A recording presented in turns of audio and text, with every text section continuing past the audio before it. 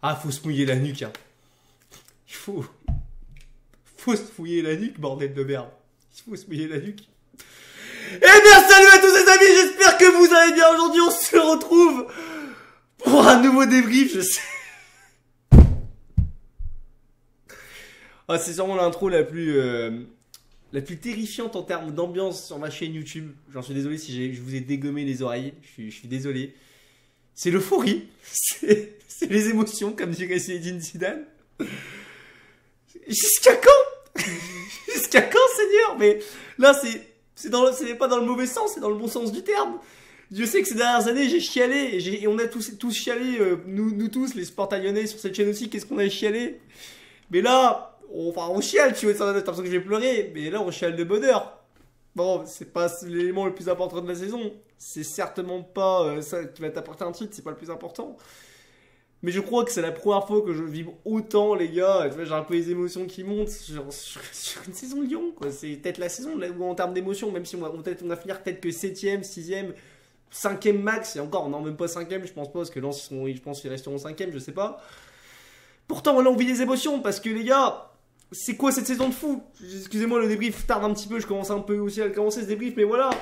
Compo par Sage, Lopez dans les cages en 4-3-3, Clinton Mata à droite. La défense centrale, Keita O'Brien, à gauche, Tagliafico, le milieu de terrain, Cacré, Matic Choisso. Je vais vite, je suis désolé, mais j'ai plein de choses à dire. Nuama à droite, en numéro 9, Lacazette, à gauche, Benrahma. Ça, c'était les compos, mais les gars, encore une fois, voilà, on va commencer par ce match. Alors, malgré que, oui, en effet, là, j'essaie de me concentrer un peu plus sur le débrief.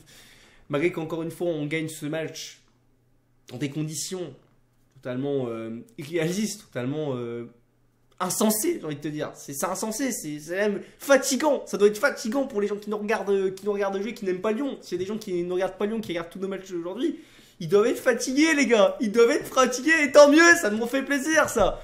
Non, sincèrement, le match qui commence, une première mi-temps absolument dégueulasse. Par contre, ça, je commence par ça. Parce que même si, tu vois, je suis dans l'euphorie, je vais quand même essayer de rester le plus objectif et d'analyser le plus ce match. Mais une première mi-temps, les gars, absolument dégueulasse. Dégueulasse. On voit pas le jour. Enfin, on voit pas le jour. Non. C'est plutôt pas qu'on voit pas le jour, c'est plutôt qu'on veut rester la nuit. Enfin, on s'est pas levé, quoi. Voilà, tu vois, on était resté dans le lit, on n'a pas voulu jouer au foot. Parce que la première mi-temps, les gars, qu'on a fait, elle était indigne. C'était indigne d'un club qui prétend jouer l'Europe maintenant. Tu vois, c'était indigne. Franchement, on n'arrivait pas à aligner 3 passes. Je voyais pas du tout de jeu, littéralement. Je voyais rien du tout en première mi-temps. Aucune bonne séquence de jeu, aucune combinaison, rien. On avait du mal techniquement, que de déchets techniques, les gars. Lille, Lille, c'est un énorme cadre. Il me semble qu'ils n'ont pas perdu un match cette saison à domicile. Il me semble, si je me trompe pas, tu vois. Ils n'ont pas perdu de match, ou s'ils en ont perdu un, c'est très peu de matchs. Ils ont été globalement quasiment invincibles chez eux cette saison. Et nous, on vient briser cette série chez eux. D'une façon, encore une fois, voilà, Olympique Lyonnais. Parce qu'il faut le dire, l'Olympique Lyonnais en 2024, c'est sûrement, ça fait partie des plus grands divertissements que ce sport est connu. Et je suis très très sérieux, c'est pas le côté supporter. Je pense même que c'est un peu objectif, que tu es un supporter, que tu n'es pas forcément supporter de Lyon, mais que tu es un supporter, je sais pas, amateur. Enfin, supporter amateur, non. Un mec, voilà, qui regarde le foot de façon, voilà, sans se porter, tu vois. Enfin, je sais pas comment on appelle ça, j'arrive pas à trouver mot, je suis désolé. Mais le mec, il doit se dire, mais c'est quoi cette équipe de fous? C'est quoi ce délire de malade? On fait pire que le Real Madrid. Le Real Madrid, ils jouent comme ça. Ils gagnent de façon, des fois, tu sais pas comment ils font. Ils sont pas bons quasiment pour tout un match, mais à la fin, ils gagnent toujours. Ils arrivent toujours à s'en sortir. Bah, nous, c'est pareil, mais nous, c'est encore pire. Parce que nous, on arrive à faire ce genre d'exploit en prenant 3 buts quasiment par match. Et ça aussi, je vais en parler parce que je vais m'énerver. Mais défensivement, putain, par contre, tu vois, là, tu vois, je suis un peu énervé. Parce que même si je suis content, ça me fera pas oublier, voilà, parce que ça me fait pas oublier ce qui s'est passé dans ce match. Défensivement, les gars, c'est vraiment catastrophique. Ça, par contre, c'était le chantier. Il va y avoir un chantier à faire dans cette équipe. Moi, je te dis, actuellement, en défense centrale de titulaire, les seuls joueurs que je garde, c'est Clinton Mata. Lui, par contre, c'est bonhomme. Voilà, j'adore Clinton Mata. C'est un super joueur, une qualité de centre exceptionnelle. Il peut autant jouer à droite qu'en défenseur central, il n'y a pas de souci. Clinton Mata, vraiment très bon. Maitland Night, même si parfois, des fois, c'est pas forcément parfait, je trouve bon. Par contre, la défense centrale, O'Brien, Keita, pareil, il y a une défense derrière, voilà, c'est compliqué. Tagliafico, pareil, je serais peut-être tendance à le garder, mais je pense pas qu'il va rester. Enfin voilà, quoi, mais la défense, c'est compliqué. Et c'est pareil. Lopez, je te défends parfois, mais putain, Lopez, ce mec, c'est quand même l'un des seuls gardiens, je crois, au monde qui réussit à se faire lober en étant sur sa ligne. Mais on le dit, Lopez, aller 1m60, ça casse les couilles. Bon, y a ça aussi, parce qu'il faut dire que c'est un goal qui est petit, qui arrive pas à choper des ballons. T'as l'impression que le ballon, dès qu'il est un peu en dessous de la barre, voilà, ou je sais pas, il est, on va dire, tu vois, ça c'est la barre, je sais pas si tu vois, le ballon il est là, t'as l'impression qu'il se le prend le but à chaque fois. Il est incapable de faire un arrêt à part quand la balle est à terre ou à hauteur de sa tête, t'as compris quoi. Non, c'est insupportable. Et en plus, franchement, cette manie, les gars, parce que là, j'en parle surtout sur le, sur le deuxième but, hein, enfin non, sur le premier but qu'on prend, là, d'ailleurs, coup franc, d'ailleurs, Lillois, le premier but, hein, là.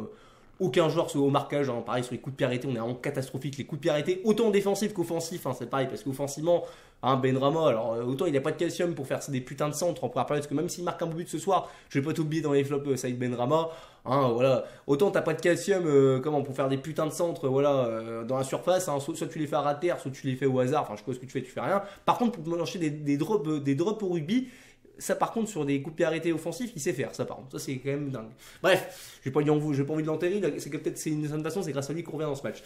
Donc ouais voilà, il y a ça, il y a ce premier but absolument catastrophique je disais, où là Lopez il est aux absents, voilà, Lopez il faut vraiment je pense effectivement tourner une page, là c'est plus possible, c'est pas le Fouet qui me fait parler mais c'est vrai que là c'est trop voyant, voilà, c'est trop voyant, c'est insupportable.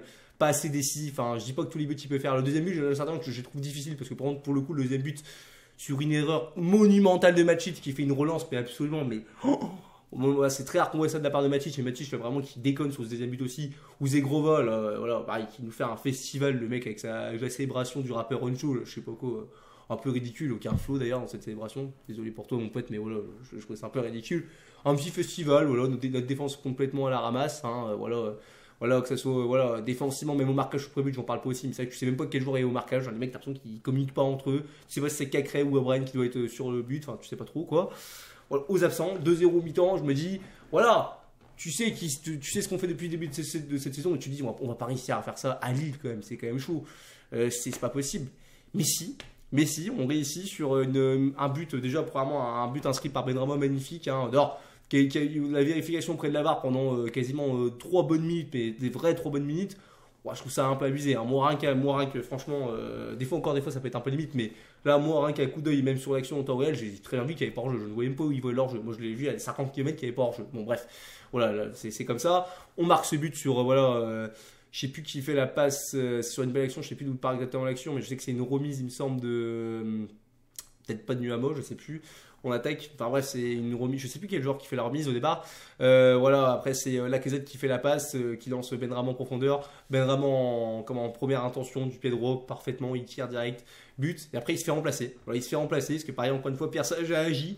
Pierre Sage, bon, il y a des choses qui peuvent être à redire sur son coaching, mais enfin, du moins sur les entrées, il n'y a rien à redire. Par contre, c'est un truc qui, franchement, je pense qu'il y a 95% de bons changements avec Pierre Sage. Hein. Il fait les bons changements au bon moment en plus. Avec l'entrée de Cherki, Malik Fofana du coup, il fait rentrer aussi du coup Mama Baldé aussi, très bon changement de sa part. Et puis voilà, après on arrive, là on sent quand même dans cette deuxième mi-temps à partir de ce but, surtout de ce premier but de Benrahma à 2-1, qu'on est littéralement au-dessus de Lille. Hein. Franchement je vous dis dans cette mi-temps c'est un peu comme face à Tête à Brest, et comme ça où voilà, il y avait une mi-temps on a été bon, une autre mi-temps on était moins bon, voilà, c'était un peu le cas aussi. Non franchement là voilà, deuxième mi-temps elle est complètement pour nous, on les domine, on voit qu'ils jouent beaucoup de plus en défense, ils arrivent plus à sortir le ballon aussi, ils ont rien proposé, ils sont un peu sabordés, ils aussi ce soir, ils peuvent s'en prendre aussi un peu à eux. On a ce deuxième but, ce deuxième but qui arrive, je sais plus combien de minutes. Après, j'avoue que là c'est compliqué de savoir les minutes parce qu'il y a tellement de buts, les gars. Pareil, en ce moment, tu regardes un match de l'Olympique Lyonnais, t'as une moyenne de 5 buts par match, quoi. En moyenne, quoi. J'abuse même pas en plus. Hein. Je trouve vraiment que c'est un peu un truc comme ça. Hein. Tu regardes un match de l'Olympique Lyonnais et que ça soit but encaissé et but du coup mis, t'as une moyenne de 5 buts par match et c'est quand même beau le football. On aime bien avoir des buts dans le foot. Non, voilà. Du coup, on égalise du coup sur un but de Malik Fofana. Mais on va pas se mentir, majoritairement le but il est pour Mama Baldé. Hein. Mama Baldé qui transperce sa défense lilloise, vraiment une bonne passe. En plus, sa passe décisive, il la met parfaitement au bon endroit, hein, dans le bon timing. Là, il fait la différence qu'il faut. Il la passe, but, voilà, 2-2. Et puis après, on se fait punir. On se fait punir à 3-2. Et là aussi, j'ai encore envie de gueuler parce que les coups de pied arrêtés, comme je dis, que ce soit offensif ou défensif, c'est catastrophique. Voilà, qui est au marquage, il est tout seul, Diakité. Il est tout seul. Je le dis, c'est bien parce que là, j'ai le sourire, on a tous le sourire parce que ça passe. Mais le jour où ça passera pas, ce genre de truc, là, on sera comme ça en train de taper du poing sur la table parce que ça casse les couilles. Bon, j'ai envie d'être de bonne humeur. On est dans une période dans ma chaîne YouTube, j'ai jamais été aussi heureuse en étant supporter d'un Olympique Lyonnais. Voilà, j'en profite. Mais c'est vrai que franchement, c'est fatigant. Non, c'est fatigant parce que voilà, même Lopez, il est pas irréprochable sur ce but aussi. 3-2, tu te fais entre guillemets un peu clean, mais tu te dis, ouais, c'est un peu mérité. Tu te dis, voilà, on a tellement de chat en ce moment qu'on va pas réussir à le faire. Qu'est-ce qu'on fait quelques minutes après sur un super centre de Maitland Night, il me semble, hein, c'est celui qui fait le centre. Il arrive, il centre, Lacazette qui sent parfaitement bien le coup, qui fait le pas en avant pile au bon moment. Hein, il aurait pu être hors jeu, ça aurait pu être limite, tu vois, s'il part un peu plus en avance d'une seconde ou une demi-seconde, il était hors jeu. C'est pas le cas, il est au bon moment. Une finition de renard de surface, une magnifique finition, pleine lucarne, des chevaliers voilà, sur le cul, on peut le dire littéralement, c'est comme ça. 3-3, tu te dis putain, on va réussir à chercher un point et j'étais déjà content. J'avoue que là, ce match c'était fini sur 3-3. Sur un 3-3, j'étais déjà content parce que déjà, bon, on arrivait à un beau match de football, mais surtout parce qu'on avait réussi à prendre un point. Et voilà, comptablement, c'est déjà pas mal, je trouve, d'aller chercher un point à Lille. Mais c'est malade mentaux, parce que cette équipe, c'est une équipe de malades mentaux. Nous sommes l'Olympique Lyonnais, je le dis, voilà les gars, on est l'Olympique Lyonnais. On a réussi à aller chercher cette victoire sur un but de Baldé. Comment ça, Baldé? Mama Baldé, faut le dire. Hein.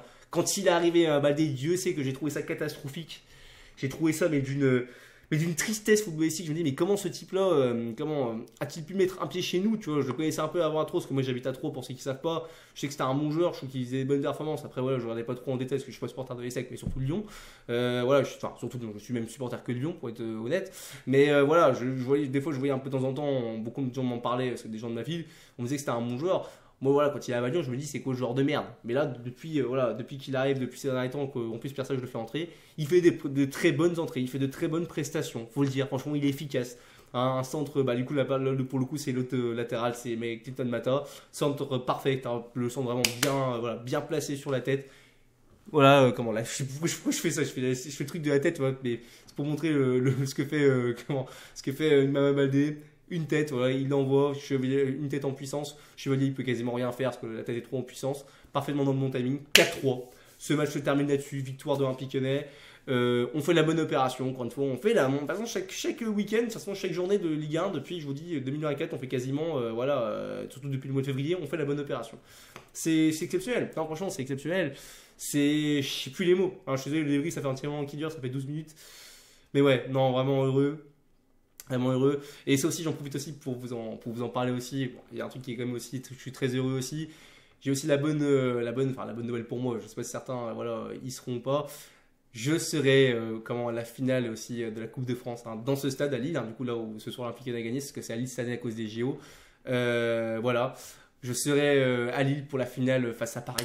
J'espère ne pas me prendre un 4-1 cette fois-ci, parce que bon, cette saison, on est allé deux fois voir Paris jouer contre. Enfin, deux fois voir jouer Lyon, et il y a eu Paris.